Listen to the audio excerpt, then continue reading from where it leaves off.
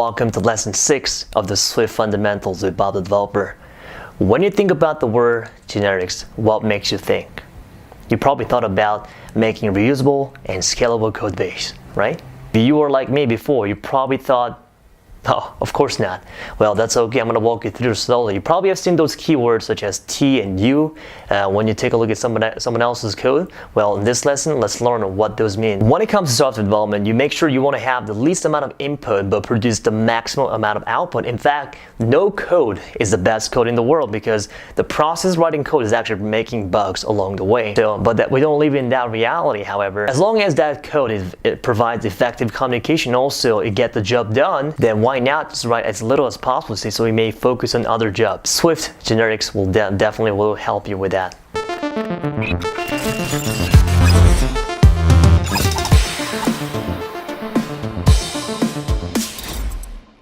Welcome to Intro to Generics. Well, in this lesson, we're going to take a look at I smell something. So what does it mean by smelling in programming?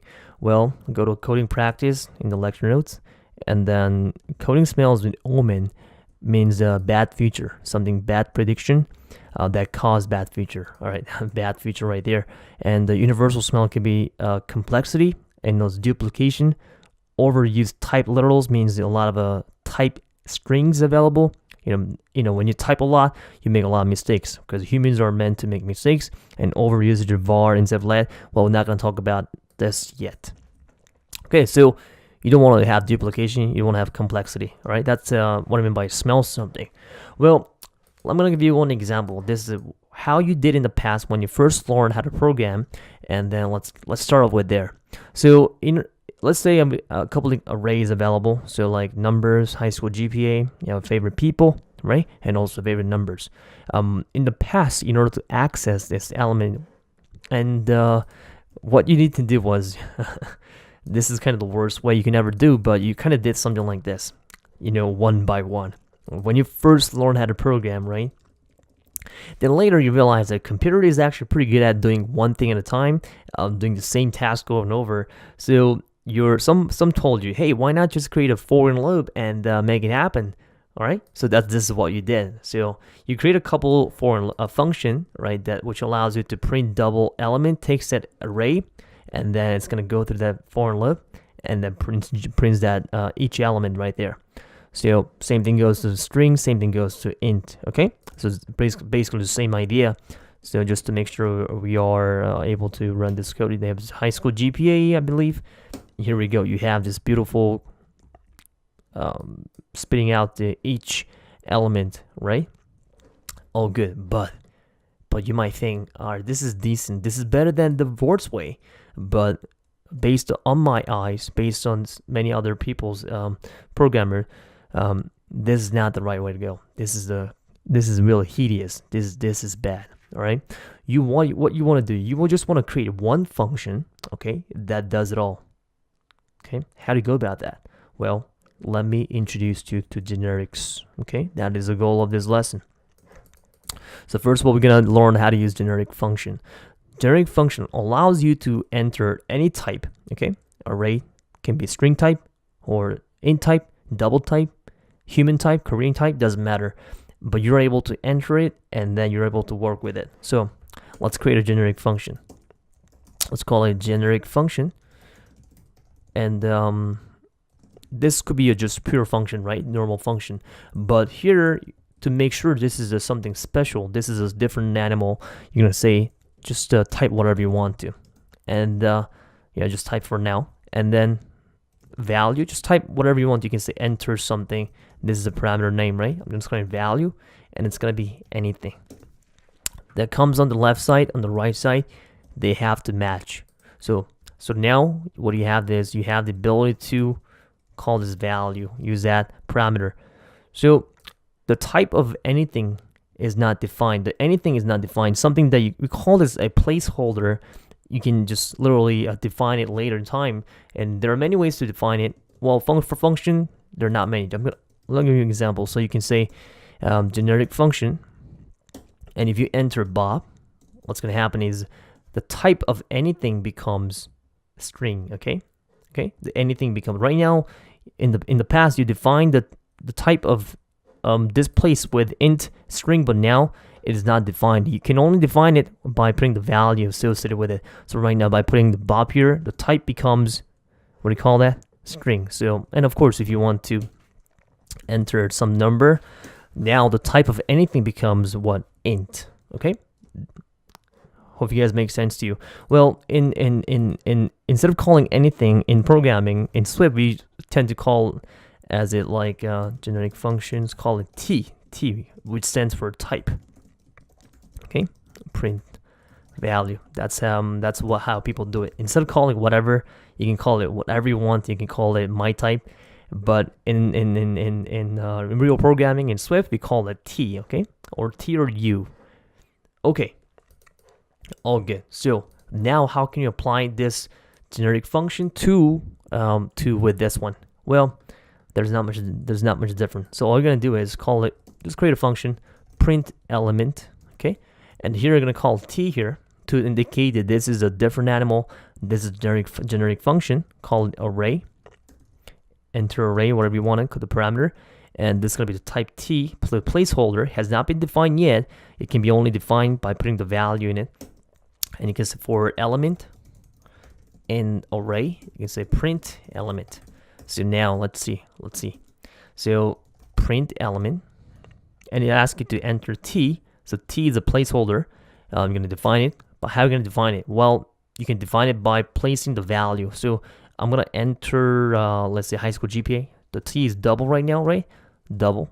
And automatically the type of T becomes double and is able to execute. The array becomes double right there.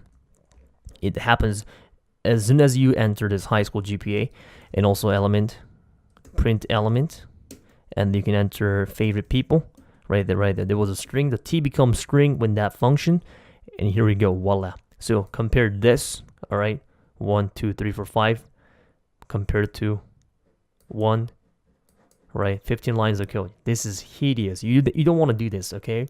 If you don't create generic function, you are wasting time. You're wasting lines of code. And if there's a better way, if you're not implementing that, you are wasting time. We always look for optimizations, okay? So in a nutshell, this is what the Swift engineers say. Generic code enables you to write flexible, reusable functions and types that can work with any type, subject to the requirement that you define. This part, subject to requirement defined, we're going to talk about it more at the end of this lesson, okay? Again, use generic code. No need to fear U or T, doesn't matter. Use generic code all the time for your program, for your iOS apps. So not only you can use generic code with functions, but you can also apply with structs and classes or enums, doesn't really matter. Anything. It can be also used for protocols. We can talk about it later chapters, okay?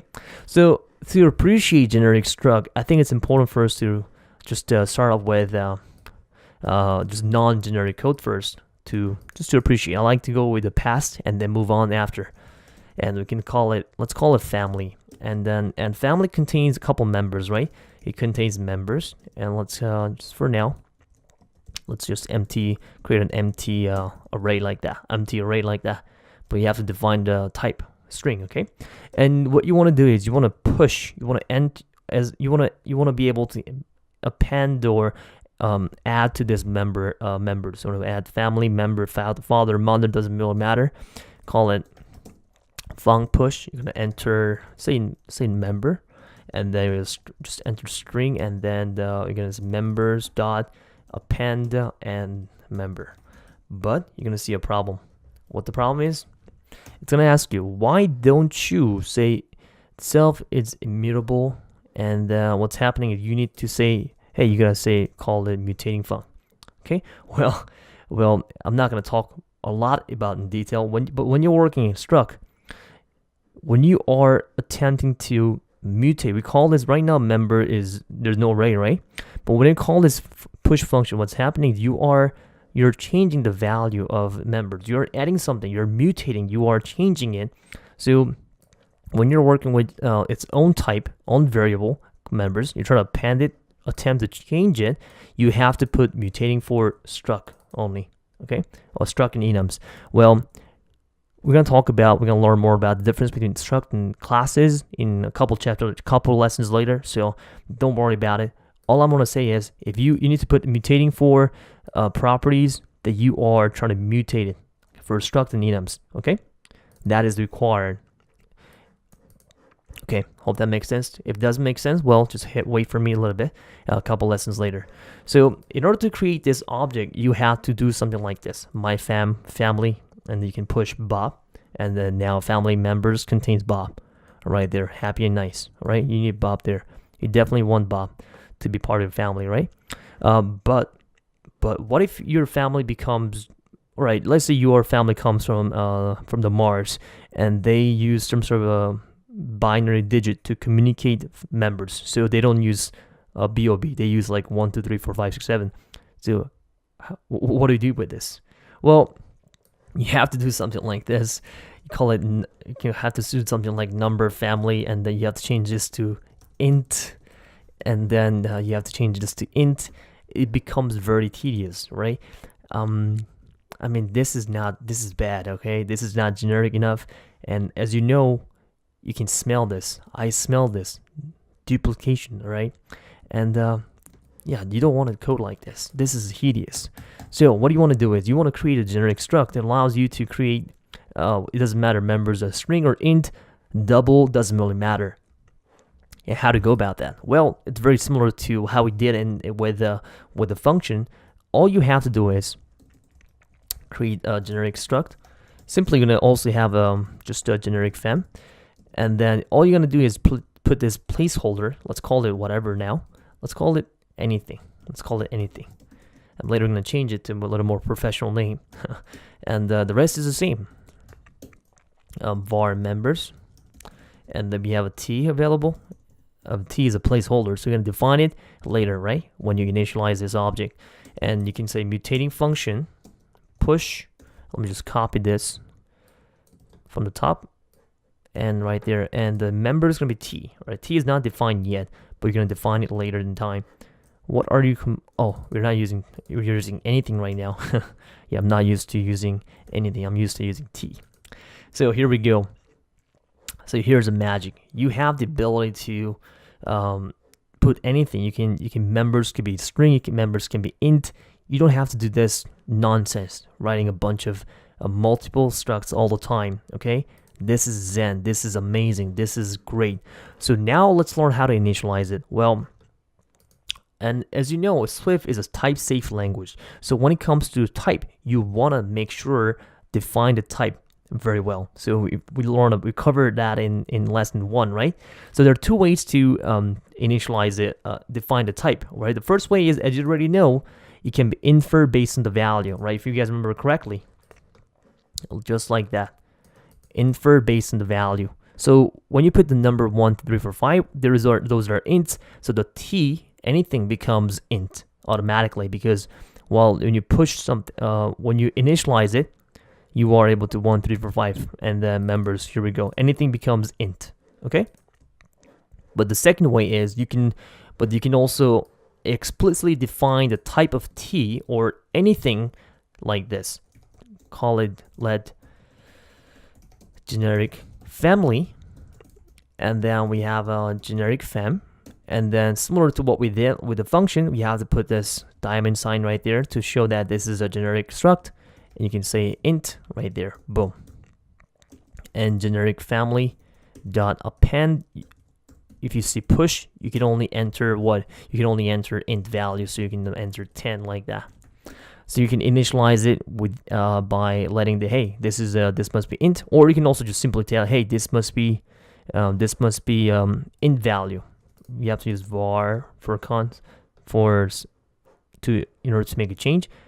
Yeah, right there. So again, make sure when you're working with generic code, you definitely have to define the type, the T, okay? Let's replace it with T.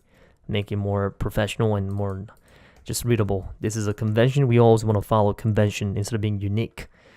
So since we have a little time, we can also make extension to generic code. If you don't know what extension is, well, you can wait for me later in the later chapter. Let's see.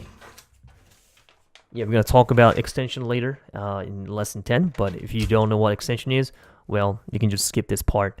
So you can make extension to the generic fem. Okay. So what you want to do, you want to get the first value.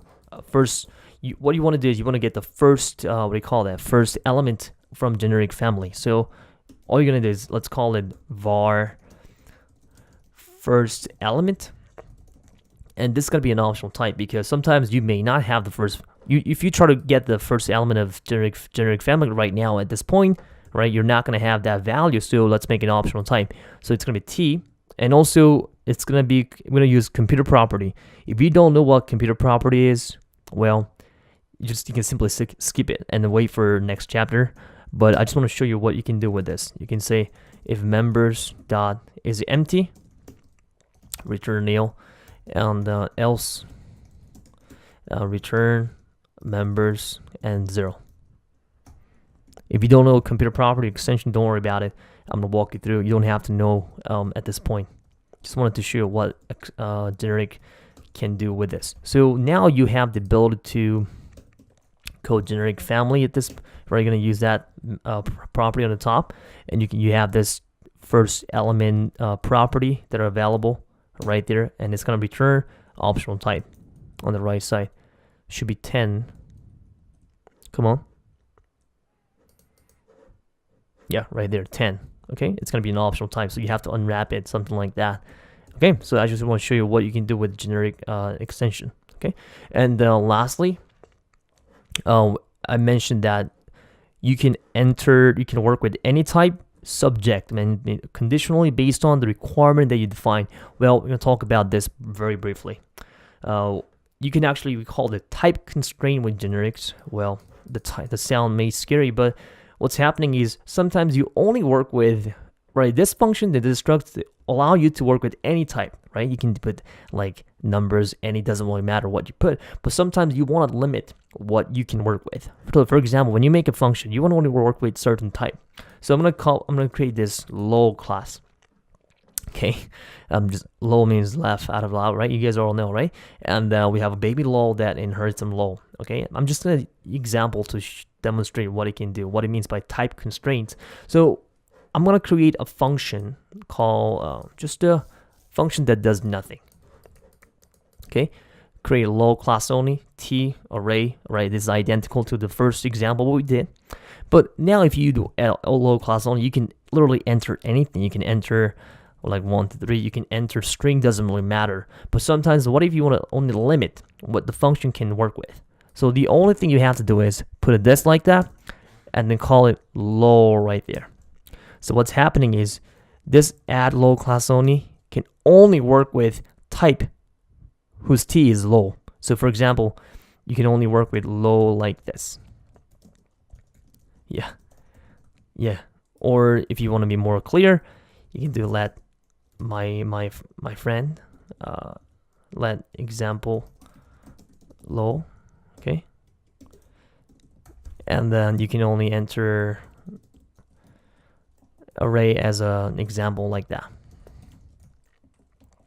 Okay, so you're not, and if you try to add something else, for example, if you try to add lol class only, if you try to enter like 1, 2, 3, 4, 5, and of course right now the t does not expect element of type lol, so you're not allowed to enter int. You have to enter something has to be lol. Okay, we call this type constraint for functions and structs. Okay, also just wanted to show you something interesting. You can also add, if it's lol class, you can also add baby lol like this, baby lol, just like that. All right, even though it asks you to enter lol, because baby lol inherits from lol, what it does is automatically upcast it for you. So what they do is something like this. Behind the scene is something like this is happening right now. Okay,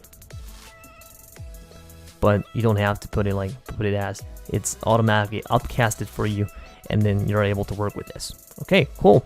See you guys later. Boom. Now you understand how to maintain yourself dry by applying generic functions and structs. If you wish to review the generic syntax, Feel free to check out the article I posted in the lecture notes, or you may also rewatch this video many times. In the next lesson, let's learn how to provide a shortcut for calling methods with an object. Let's find out.